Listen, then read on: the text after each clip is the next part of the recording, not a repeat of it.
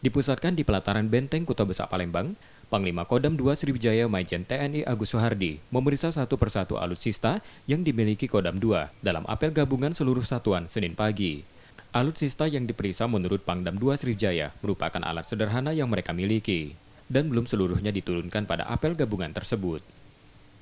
Pangdam II menerangkan apel yang dilakukan merupakan pelaksanaan tugas pokok Kodam II, mengantisipasi dinamika lingkungan strategis global, regional, dan nasional yang kompleks dan dinamis serta terkadang mengancam kedaulatan NKRI. Kalau mendesak tidak ada, oleh karena kita udah lamanya tidak pernah apel gabungan, jadi kita lakukan ini mumpung situasi COVID sudah menurun kan, sehingga saya bisa melaksanakan pengecekan langsung kepada seluruh prajurit.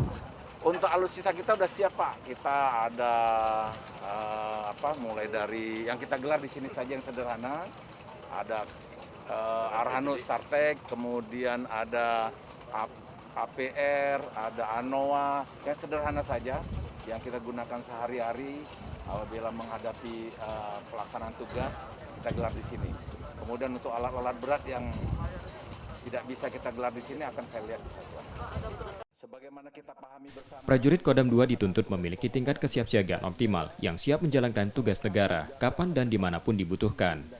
Unjuk kekuatan dalam apel yang digelar Kodam II sebagai bentuk sederhana mengukur kesiapsiagaan satuan dalam tugas TNI Angkatan Darat yang merupakan komponen utama pertahanan negara. Tim Liputan, Kompas TV, Palembang, Sumatera Selatan.